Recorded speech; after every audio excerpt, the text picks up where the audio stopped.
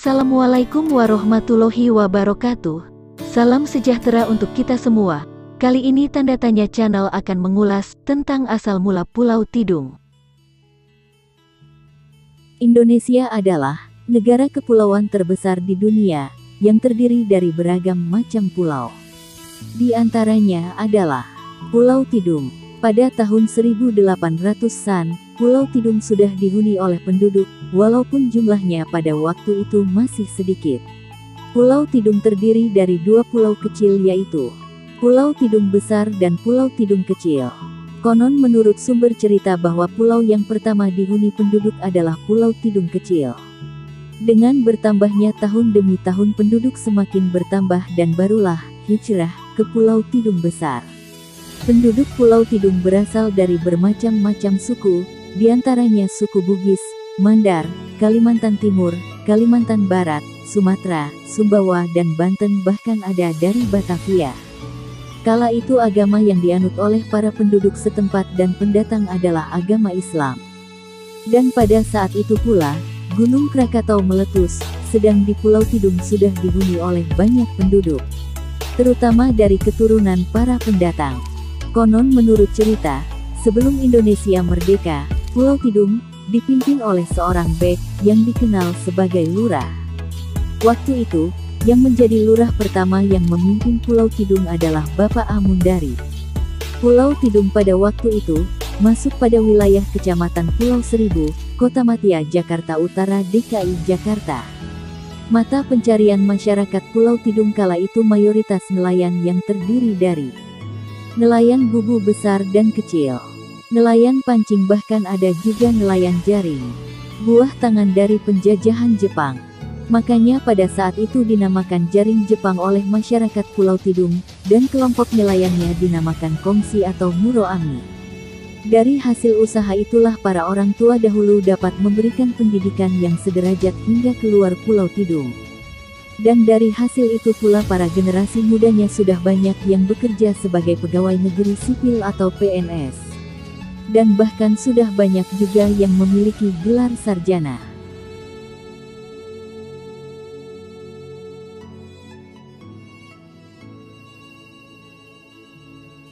Pada tahun 1967, Kecamatan Pulau Seribu menjadi Kecamatan Kepulauan Seribu, dan pada tahun 2002 Kecamatan Kepulauan Seribu menjadi Kabupaten.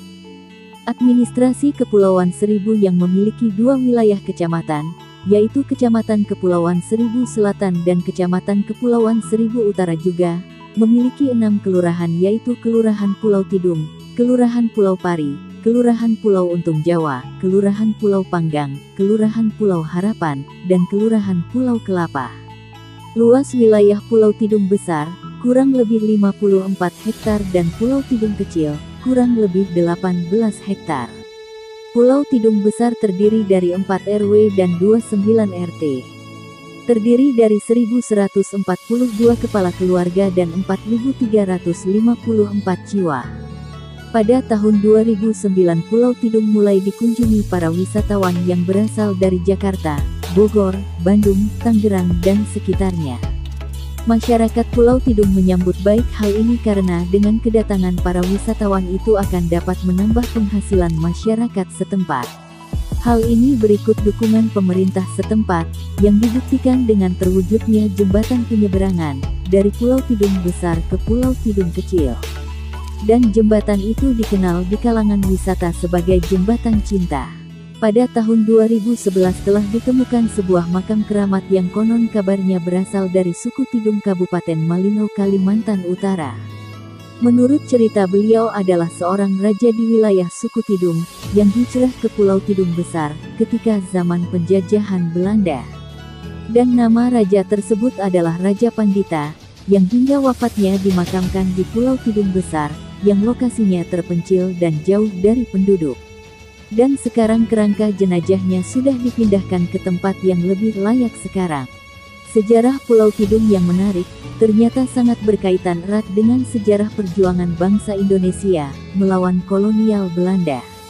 Pulau ini diberi nama sama dengan nama seorang raja yang dibuang dan diasingkan oleh pemerintah kolonial Belanda, yang sangat marah karena Raja suku Tidung tidak mau bekerja sama dengan mereka.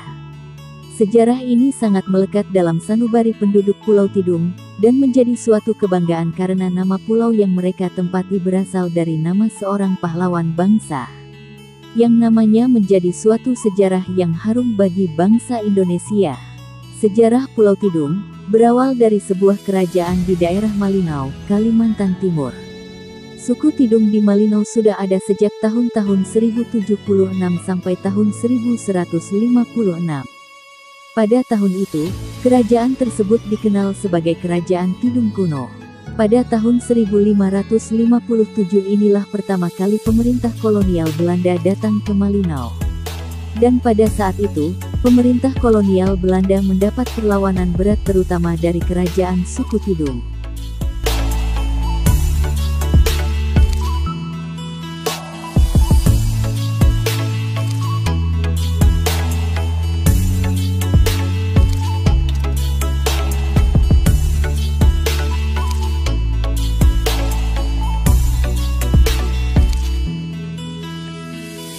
Penjajah Belanda perlahan-lahan berhasil menguasai daerah sekitar Malinau dan mengepung kerajaan Tidung.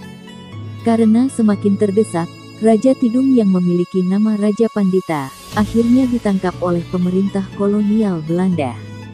Dan dia diasingkan ke pulau terpencil di daerah utara kota Jepara. Dari pulau ini, Raja Pandita yang dikenal dengan sebutan Raja Tidung, melarikan diri ke sebuah pulau kecil di Kepulauan Seribu. Saat itu, pulau kecil ini belum bernama.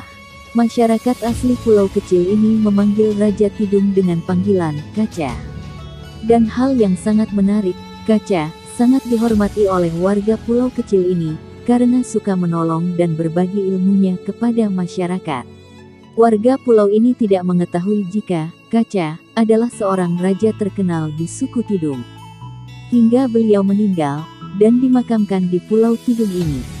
Beberapa saat kemudian, keluarga kerajaan Tidung datang mencari Raja Pandita. Dan saat itulah diketahui oleh warga Tidung bahwa Kaca adalah seorang raja terkenal dari Malinau. Dan karena ingin menghormati dan mengucapkan terima kasih atas jasa beliau, maka pulau kecil ini dinamakan sebagai Pulau Tidung. Pulau yang sangat menghormati seorang raja dari suku Tidung, Malinau, Kalimantan Timur. Sampai saat ini, makam Raja Tidung masih terjaga kebersihannya di tengah Pulau Tidung.